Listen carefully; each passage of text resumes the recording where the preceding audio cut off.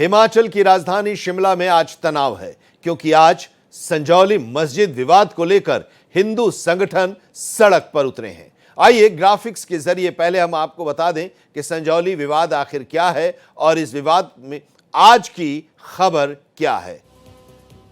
हिमाचल प्रदेश की राजधानी शिमला के संजौली में मस्जिद में अवैध निर्माण को लेकर शहर में तनाव है। रात 12 बजे तक धारा 163 लागू किया गया है। हथियारों पर बैन लगा दिया गया है। हिंदू संगठनों का आज प्रदर्शन है और इसको देखते हुए सुरक्षा के पुख्ता इंतजाम किए गए हैं। 5 या 5 से अधिक लोगों के जुटने पर पाबंदी लगा दी गई है। अवैध मस्जिद को गिराने की मांग की जा रही है। जगह जगह सुरक्षा पुख्ता की गई है। ज्वलनशील पदार्थों पर बैन लगाया गया है। तो ये हम आपको बता रहे हैं कि संजौली विवाद में आज की खबर क्या है। हिंदू संगठनों का प्रदर्शन हो रहा है और इसको देखते हुए सुरक्षा के पुख्ता इंतजाम किए गए हैं। जगह जगह पर सुरक्षा बल को तैनात किया गया है। हिंदू संगठनों का जो प्रदर्शन हो रहा है, ये प्रदर्शन है अवैध मस्जिद को गिराने की मांग को लेकर, और इसको देखते हुए रात 12 बजे तक धारा 163 लागू किया गया है। हथियारों पर बैन लगाया गया है। 5 या 5 से अधिक व्यक्तियों के समूह पर भी बैन है और साथ ही ज्वलनशील पदार्थों पर भी बैन लगाया गया है।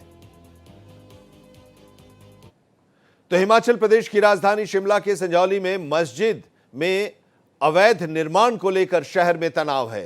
हिंदू संगठनों के विरोध प्रदर्शन के बीच यहां पर भारी पुलिस बल की तैनाती की गई है। शिमला पुलिस ने सुबह 4 बजे से ही मोर्चा संभाल लिया है। संजौली में 10 किलोमीटर के दायरे में पुलिस की तैनाती की गई है। वहीं 20 किलोमीटर दूर शोघी में भी नाकेबंदी की गई है।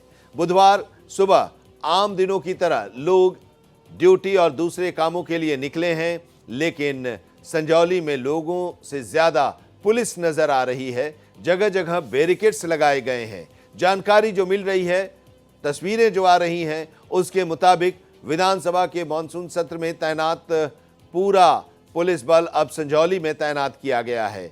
जिला प्रशासन ने संजौली क्षेत्र में भारतीय नागरिक सुरक्षा संहिता की धारा 163 लागू की है। आज सुबह 7 बजे से ही ये धारा लागू है, जो रात 12 बजे तक रहेगी। तस्वीर आप देखिए, अलग अलग तस्वीर। हिंदू संगठनों का हल्ला बोल। हिंदू संगठन आज एक बार फिर से जुटे हुए हैं और विरोध प्रदर्शन कर रहे हैं उस मस्जिद को ढहाने की मांग को लेकर, और इधर जो सुरक्षा व्यवस्था है वो हाई अलर्ट पर है। जगह जगह बैरिकेड्स लगाए गए हैं। सुरक्षा के पुख्ता इंतजाम किया गया। तो शिमला से इस वक्त की लगातार हम बड़ी खबर आपको दे रहे हैं। संजौली मस्जिद विवाद को लेकर यह प्रदर्शन जारी है। संजौली चौक पर हिंदू संगठनों की जमकर प्रदर्शन की वजह से सुरक्षा व्यवस्था सख्त कर दी गई है। जगह जगह भारी संख्या में पुलिस बल को तैनात किया गया है। तो इस वक्त की बड़ी खबर हम आपको दे रहे हैं। प्रदर्शन को देखते हुए सुरक्षा व्यवस्था चाक चौबंद की गई है। जगह जगह भारी संख्या में सुरक्षा बल को तैनात किया गया है। भारी सुरक्षा बल को तैनात किया गया है। हिंदू संगठन की मांग है मस्जिद को गिराने की। अवैध निर्माण है मस्जिद का और इस मस्जिद पर महाभारत छिड़ा हुआ है। लोगों में गुस्सा है, उबाल है और इस मस्जिद के खिलाफ लोग अब सड़क पर उतरे हैं। प्रदर्शन भी हो रहा है। अभी कुछ दिन पहले भी इसको लेकर लोग सड़क पर उतरे थे और नारेबाजी की थी। प्रशासन और सरकार से उसके मस्जिद को ढहाने की मांग की गई थी और ये भी कहा गया था कि ये अवैध ढंग से बांग्लादेशी भी यहाँ पर आ रहे हैं, उनकी भी घुसपैठ हो रही है और ये सब एक चाल है हिमाचल प्रदेश को डिस्टर्ब करने की, अशांत करने की।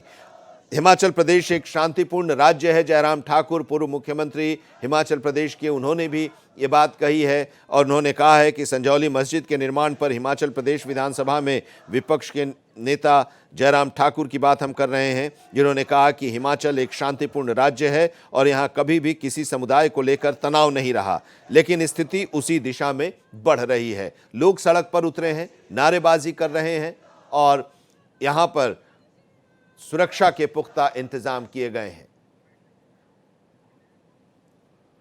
तो इस पूरे मामले को लेकर पूर्व केंद्रीय मंत्री अनुराग ठाकुर और हिमाचल प्रदेश के पूर्व मुख्यमंत्री जयराम ठाकुर ने क्या कहा है, सुनिए। मुझे लगता है इस मुद्दे की गहराई में जाना चाहिए और ये जो नई परिस्थितियां बनी हैं इसके कारण क्या रहे और इससे लोकल डेमोग्राफी पे कितना फ़र्क पड़ रहा है।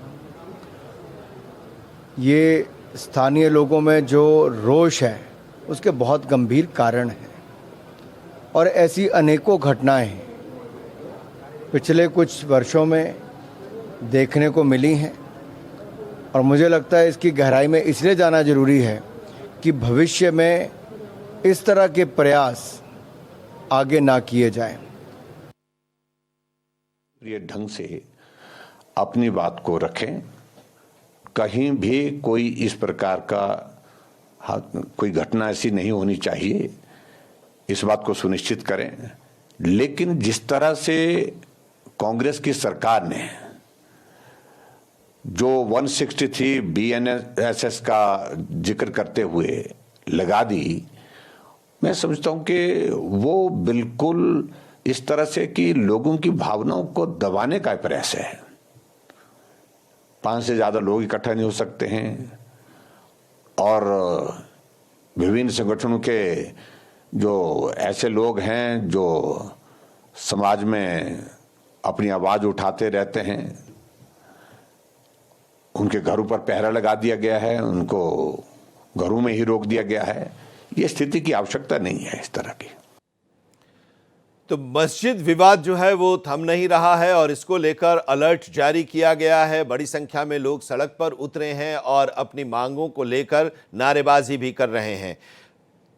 उनका कहना है कि ये जो मस्जिद है ये अवैध है और इसको गिरा देना चाहिए। चलिए हम आपको बता रहे हैं कि विवाद आखिर ये है क्या। शिमला में अलर्ट जारी कर दिया गया है इस मस्जिद विवाद को देखते हुए। संजौली में हिंदू संगठनों के धरना प्रदर्शन का ऐलान और यह धरना प्रदर्शन जारी है। बिना अनुमति धरना प्रदर्शन पर रोक, नारेबाजी, भूख हड़ताल पर रोक लगा दी गई है। इसके साथ ही लाठी, बर्छा, कुल्हाड़ी, भाला, तलवार जैसे हथियार पर बैन लगाया गया है और साथ ही ज्वलनशील पदार्थों पर भी बैन लगाया गया है। इसके अलावा 5 या 5 से अधिक लोगों के एकजुट होने पर रोक लगा दी गई है। संजौली में देर रात तक धारा 163 लागू रहेगी, ये स्थिति है। अब मस्जिद विवाद और शिमला में जो अलर्ट जारी किया गया है उसके बारे में चलिए हम आपको बताते हैं कि क्या है ये संजौली मस्जिद विवाद। हिंदू पक्ष का दावा है कि वक्फ बोर्ड का भी दावा है अपना अपना। वक्फ बोर्ड के पास जमीन के रिकॉर्ड नहीं है, जमीन पर मालिकाना हक उसका है, दावा किया जा रहा है। सरकारी जमीन पर मस्जिद, वक्फ की जमीन पर मस्जिद, ये चल रहा है दोनों पक्षों के बीच दावा। खसरा नंबर 36 में गैर मुमकिन मस्जिद है, जबकि कहा जा रहा है वक्फ बोर्ड की तरफ से कि मस्जिद 1947 में बनी है। हिंदू पक्ष का दावा है कि खसरा नंबर 36 में गैर मुमकिन मस्जिद है और ये वक्फ बोर्ड का है कि ये 1947 में बनी है। वक्फ के पास ज़मीन का रिकॉर्ड नहीं है, हिंदू पक्ष कह रहा है, और वो कह रहे हैं कि वक्फ की ज़मीन पर यह मस्जिद है। ओम प्रकाश राय हमारे संवाददाता इस वक्त हमारे साथ जुड़े हुए हैं। ये पूरा मामला जो है ओम प्रकाश जी अब बड़ा होते जा रहा है। सड़क पर लोग इकट्ठा हो रहे हैं, नारेबाजी कर रहे हैं। कुछ दिनों पहले भी हमने ये बात देखी थी, आज फिर एक बार इकट्ठा हुए हैं और इसके साथ ही विधानसभा में भी इसको लेकर सवाल उठाए गए हैं। आज अभी की स्थिति पहले ये बताइए कि वहां से क्या इनपुट्स मिल रहे हैं, क्योंकि बैन लगाया गया है बावजूद इसके लोग इकट्ठा हुए हैं। जी अनंत, आपको बता दो कि आज जो संझौली में जो हिंदू जागरण संगठन है और उसके जो पूर्व महामंत्री हैं कमल गौतम जी, तो उनके नेतृत्व में कई लोग जो हैं वो चले हैं वहाँ पर, विरोध प्रदर्शन कर रहे हैं कि जिस तरह से ये सरकारी ज़मीन है और इस पर अवैध तरीके से निर्माण का कार्य हुआ। आपको बता दूं कि मस्जिद की जो बात है वो तो चल ही रही है कि इसमें मस्जिद बनाई गई है, लेकिन जिस तरह से जो सरकारी भूमि है और उस पर जो है ये 4 फ्लोर का जो है ये मकान बना दिया गया, जिसको मस्जिद के रूप में तब्दील करने की बात कही जा रही है। और विरोध ये है वहाँ पे लोगों का कि रोहिंग्या जो मुसलमान हैं, चाहे वो बांग्लादेश, म्यांमार से जहाँ से भी आ रहे हैं, और हमारे देश में कहीं से कोई घुसकर और कहीं चला जाता है, उसकी ना पहचान की जा रही है, ना उसको सर्टिफाई किया जा रहा। तो इस तरह से वो लोग वहाँ शरण ले रहे हैं, और वहाँ सभी लोग मस्जिद में अगर कोई चाहे बाहर का आदमी तो जा नहीं सकता है। तो ये बातें हैं। और एक तरह से देवभूमि कहा जाता है हिमाचल को, तो वहाँ देवभूमि में और शिमला जो जगह है जिस तरह की, तो वहाँ पर मस्जिद बनना लोगों को जो है ये सही नहीं लग रहा है। और जो बातें कही जा रही कि 2019 से ये मामला कोर्ट में चल रहा है, यानी 2019 में जो जयराम ठाकुर का भी आपने बयान दिखाया, तो जयराम ठाकुर की सरकार थी और तब से ये कोर्ट में मामला चल रहा है, और सरकार भी उसमें अपने 5 सालों के कार्यकाल के दौरान जो है वो कड़ी कार्रवाई नहीं कर पाई। अगर सरकार चाहती तो जिस तरह से आप देखिए यूपी में बुलडोजर से जो अवैध निर्माण ढाहे गए हैं, या हरियाणा में भी ढाए गए हैं, तो अगर अवैध निर्माण है उसको ढाने का काम जयराम सरकार थोड़ा सख्ती की होती तो कर सकती थी। अब ये मामला कांग्रेस पार्टी की सरकार में उठा है, और वहाँ पर देखिए सुखविंदर सिंह सुक्खू मुख्यमंत्री हैं, तो इसको देखा जा रहा है। और उनका कहना है कि जो भी इस मामले में जो फैसला, चूंकि मामला कोर्ट में चल रहा है, तो जो कोर्ट का फैसला होगा उसी को इम्प्लीमेंट करने की बात जो है सरकार और उसके मंत्री करें। लेकिन ये बात सही है कि ये अवैध तरीके से निर्माण हुआ है, और जिस तरह से जो आपको बता दें कि बताया जा रहा है कि कोरोना काल के दौरान जो है ये मस्जिद जो है 4 फ्लोर की बना दी गई है। तो उस समय जिस तरह के हालात थे उसका अगर कहा जाए तो गलत फायदा उठाकर ये बनाया गया है। अब देखने वाली बात है कि विरोध हो रहा है, वहाँ 144 लगाई गई है, शिमला जो है संजौली इलाका वहाँ पर है, लेकिन उसके बावजूद भी लोग इकट्ठा हो रहे हैं, विरोध कर रहे हैं। तो आने वाले वक्त में ये मामला और धीरे धीरे बढ़ेगा, इसकी संभावना है आनंद। बिल्कुल, और ये मामला धीरे धीरे और तूल पकड़ता भी जा रहा है। 1 सितंबर को और फिर 5 सितंबर को विरोध प्रदर्शन हुए, और आज एक बार फिर से विरोध प्रदर्शन हो रहा है। अब इन सब चीज़ों के पीछे अभी देखिए, आप जो बातें अभी कह रहे थे ओम प्रकाश जी, कि पहले तो ये हुआ कि अवैध है मस्जिद, अब इसमें वक्फ बोर्ड भी आ गया है, और वो उधर से ये दावा किया जा रहा है, क्या उसी के जवाब में वक्फ बोर्ड सामने आया है कि 1947 से ये मस्जिद बनी, अवैध नहीं है, और ये साबित करने की कोशिश की जा रही है। देखिए, अगर 1947 में बनी हो या कभी भी बनी है, तो आप अपनी ज़मीन है, आप उस ज़मीन में कोई काम कर सकते हैं। अगर आप मकान बनाते हैं तो आपको ये मालूम होगा कि नगर निगम से उसका नक्शा पास कराना पड़ता है, उसकी परमिशन लेनी पड़ती है। तो मेरा ये कहना है कि अगर मस्जिद भी बनी है तो उसका कोई ना कोई नक्शा तो पास हुआ होगा। वहाँ शिमला जो है राजधानी आज से नहीं है, शिमला शहर है, अंग्रेजों के ज़माने से है ये बना हुआ, तो उसका कोई तो होगा। हिमाचल में आप इस तरह निर्माण नहीं कर सकते, कैसे यह अवैध निर्माण हुआ। हालांकि मैं आपको बता दूं और अवैध निर्माण हिमाचल में या शिमला में हुए हैं, लेकिन अभी हम उस पर नहीं जा रहे, इस पे जा रहे हैं कि किस तरह से वहाँ पर अवैध निर्माण हुआ है। वक्फ बोर्ड अगर कहता है कि वो उसकी संपत्ति हो गई मस्जिद होने के नाते, तो ये कहने से तो हो नहीं जाएगा, उसके लिए तो आपको कागज दिखाना पड़ेगा। हम मेरा नाम ओम प्रकाश है, तो इसका मेरे पास आधार कार्ड या एक पहचान पत्र सरकार ने दिया हुआ है, वो साबित करता है कि मैं हूँ। वैसे ही वो जमीन है उसका भी आपको प्रमाण देना होगा, या तो औरंगजेब के काल से दें या अकबर के काल से दें कि वो पट्टे पर जमीन आपको थी, या 1947 से दें, लेकिन कागज तो दिखाना पड़ेगा। नहीं तो वो जो सरकार की जमीन है वो सरकार की रहेगी, और सरकार के जमीन पर बिना सरकार की अनुमति कोई सरकारी आदेश नहीं है। तो अगर बिना सरकार के आदेश की अनुमति के आप कोई निर्माण करेंगे तो सरकार को यह अधिकार है कि वो निर्माण कभी भी कोर्ट का संज्ञान लेकर और मजिस्ट्रेट बहाल कर तोड़ सकती है। अब सुखू सरकार को इसमें थोड़ा कड़ा रुख अख्तियार करना चाहिए, किसी समुदाय विशेष का नहीं देखना चाहिए, चाहे वो चाहे कोई भी धर्म हो, चाहे हिंदू धर्म हो या इस्लाम धर्म हो या सिख हो या क्रिश्चियंस हो, कोई भी हो। अगर कोई भी अवैध निर्माण या गलत काम करते हैं तो उस पर सरकार को बिना किसी भेदभाव के निष्पक्ष तरीके से कड़ी कार्रवाई करनी चाहिए। बिल्कुल। अब एक सवाल ये कि एक आरोप ये लग रहा है कि ये मस्जिद तो है, अवैध मस्जिद है, इसको बनाया जा रहा है और इसकी आड़ में घुसपैठ भी कराया जा रहा है, और ये जो घुसपैठ हो रहा है उसके पीछे एक राजनीतिक मकसद है। बिल्कुल, जिस तरह से देखिए राजनीतिक मकसद जो आप कह रहे हैं, आप देखिए जहाँ भी जो हमारे बांग्लादेश के साथ बॉर्डर सटे हुए हैं, चाहे वो बिहार की बात कर ले या यूपी से भी अगर देखा जाए, अगर जहाँ से भी नेपाल की सीमा से वहाँ से भी लोग जिस रास्ते से हमारे बॉर्डर में घुस जा रहे हैं बिना किसी पहचान पत्र के, और वो इन इलाकों में चाहे दिल्ली की शाहीन बाग की बात कर ले आप, या और चाहे वो मेरठ की बात करें, देवबंद की बात करें, जो ये मुस्लिम बहुल इलाका है वहाँ ये चले जा रहे हैं और वहाँ पे धर्म के नाम पर इनको ये कर दिया। लेकिन ये हमारे देश के नागरिक नहीं है, और जो देश का नागरिक नहीं रहेगा वो देश का कभी भला नहीं सोच सकता। ये बात आप समझ रहे हैं। मैं इस देश का नागरिक हूँ, आप इस देश के नागरिक हैं। हमारी भावना जुड़ी है कि हमारे खून का एक एक कतरा ये देश के लिए लगेगा और देश को सींचेगा। लेकिन कोई बाहरी या कोई अमेरिका ना जाए, कोई म्यांमार का आ जाए, कोई बांग्लादेश का आ जाए, कोई दूसरे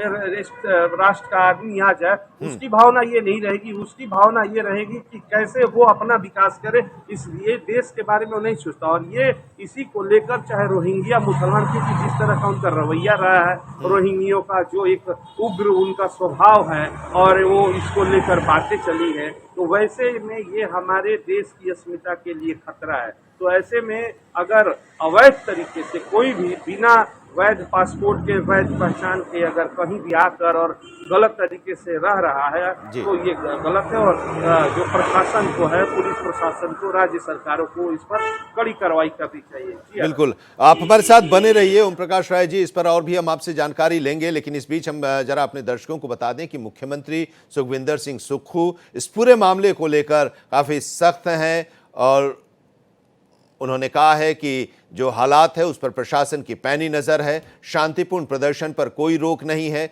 हम सभी समुदाय का सम्मान करते हैं। कानून को हाथ में लेने की किसी को इजाजत नहीं है। इस मामले को राजनीतिक रंग देना ठीक नहीं है। मस्जिद में कानून के हिसाब से कार्रवाई होगी और सदन में कमेटी गठित कर दी गई है इस पूरे मामले को लेकर। अब ओम प्रकाश जी हमारे साथ हैं और उन्होंने ये बताया कि आखिर जो दावा वक्फ बोर्ड की तरफ से किया जा रहा है कि 1947 में ये मस्जिद बना, तो उसका प्रूफ भी होना चाहिए। अब मस्जिद यहाँ पर कब बनी शिमला में, ये सवाल है। संजौली में मस्जिद 1947 से पहले की बनी हुई है, तब मस्जिद कच्ची और 2 मंजिला थी। 2010 में नई मस्जिद बनाने का काम शुरू हुआ और 5 मंजिला मस्जिद बना दी गई। इस दौरान लगभग 35 बार नगर निगम ने मस्जिद के अवैध निर्माण को रोकने का नोटिस दिया। मस्जिद के साथ अवैध शौचालय बनाए गए जिन्हें नगर निगम ने जून 2023 में तोड़ दिया। अब साल 2010 से नगर निगम आयुक्त के कोर्ट में ये मामला चल रहा है। 44 बार सुनवाई हो चुकी है लेकिन फैसला नहीं आया है। फिर प्रोटेस्ट होता है और आज फिर एक प्रोटेस्ट कॉल किया जाता है। हालांकि जयराम ठाकुर ने शांति की अपील की है। इसके साथ देखिए, इसमें स्थिति बिल्कुल साफ है कि राइटफुल तरीके से और शांतिपूर्ण तरीके से सभी को प्रोटेस्ट करने का अधिकार है और सरकार ने भी ये चीज़ कहा है कि आप वहाँ पे प्रोटेस्ट करिए, मगर कोई भी ऐसी परिस्थिति नहीं बननी चाहिए जिससे हमारे शांतिपूर्ण माहौल में कोई वहाँ पर जो है खराबी आए या उसमें कोई इफ़ेक्ट पड़े।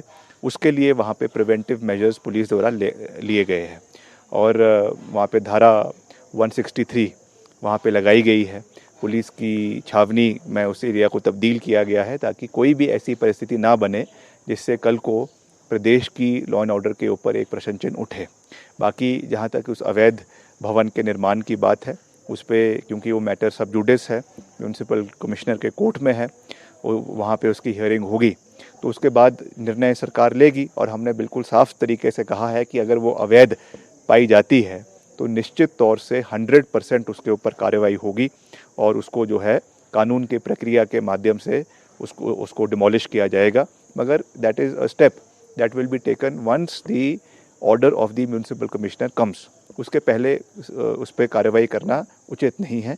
हम सबकी कदर करते हैं, सबकी भावनाओं की कदर करते हैं और मिलकर शांतिपूर्ण तरीके से हमें अपने बात को रखने का पूरा अधिकार है। हम जो संगठन के आज सभी साथी वहाँ पर आए हैं उनका समर्थन भी करते हैं, उनके साथ खड़े हैं, मगर सरकार को ये देखना है कि हमें लॉ एंड ऑर्डर को भी प्रदेश के अंदर मेंटेन करके रखना है। जो माइग्रेटेड वर्कर्स हैं, खासकर एक पर्टिकुलर कम्युनिटी के, मुस्लिम कम्युनिटी के, उस पर भी क्वेश्चन उठाया जा रहा था कि वो वायलेंस क्रिएट करते हैं, गुंडा तत्वों में रहते हैं।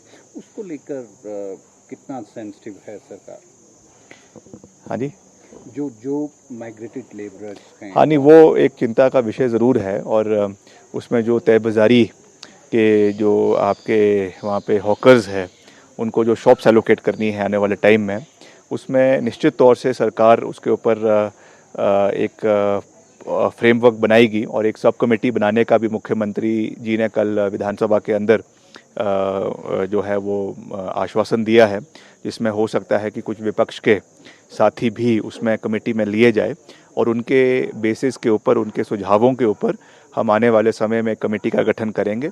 और जितने भी ऐसे माइग्रेंट वर्कर्स बाहर के राज्यों से यहाँ पे आ रहे हैं, उनकी प्रॉपर वेरिफिकेशन होनी चाहिए, उनका प्रॉपर डॉक्यूमेंटेशन होना चाहिए, क्योंकि कई लोग आते हैं अलग अलग नामों से यहाँ पे आते हैं, तो उससे निश्चित तौर से एक डर का माहौल यहाँ पे स्थानीय लोगों के बीच में है, खास करके महिलाओं के बीच में है। इसलिए उस दृष्टि से इसको देखने की आवश्यकता है। उसके लिए जो भी ओम प्रकाश राय के पास एक बार फिर से हम रुक करते हैं, हमारे साथ जुड़े हुए हैं और वहां की परिस्थिति के बारे में वो बता रहे हैं। अब ये पूरा मामला सब जुडिस है, अभी मंत्री जी भी कह रहे हैं। अब सवाल ये है कि जब मामला सब जुडिस है, कोर्ट में है, उसके बावजूद इस पूरे मामले को लेकर लोग सड़क पर उतर रहे हैं, विरोध है। उन लोगों से भी आपकी बातचीत हुई होगी, वो लोग क्या कह रहे हैं जो आंदोलन कर रहे हैं? देखिए, लोगों का जो कहना है वो कहना है कि पहले तो देवभूमि है, देवभूमि में मैं मस्जिद कैसे बनी। तो एक ये सवाल है लोगों का। और दूसरा ये है कि जिस तरह से ये अवैध निर्माण हुआ है, उस पर सरकार जल्दी से जल्दी कार्रवाई करे, सख्ती से कार्रवाई करे। तो ये बातें चल रही है। लेकिन सरकार का कहना है कि जिस तरह से अब मामला वहाँ जो कोर्ट में चल रहा है, सीएम कोर्ट में जिस तरह बताया गया कि सब सीरियस मामला है, तो जब तक वहाँ से आदेश नहीं आता है तो उसके जो है वो सरकार ऐसे कार्रवाई करने में अपने को सक्षम नहीं बता रही। हालांकि अगर सरकार चाहे तो एक जैसे कमेटी बनाने की बात कही गई है, वो कमेटी जांच बनाकर सौंपती है और उस पर अगर उसको डिमोलिश करने का अगर आदेश हो तो सरकार कर सकती है। लेकिन देखा जाए तो कहीं ना कहीं खुद सरकार जो है अभी इसमें जो बड़ा रुख अपनाना चाहिए वो रुख अभी नहीं हो पा रहा है। फिलहाल अब लोग सड़क पर उतरे हैं अपनी मांगों को लेकर और एक बार फिर से सरकार पर दबाव बनाया जा रहा है कि उस अवैध मस्जिद के ऊपर कार्रवाई की जाए। आरोप यह भी है कि अवैध ढंग से लोग यहां पर आ रहे हैं, हिमाचल प्रदेश में रह रहे हैं, अपना नाम छुपाकर, अपनी पहचान छुपाकर, और हिमाचल प्रदेश की डेमोग्राफी को बदलने की कोशिश की जा रही है।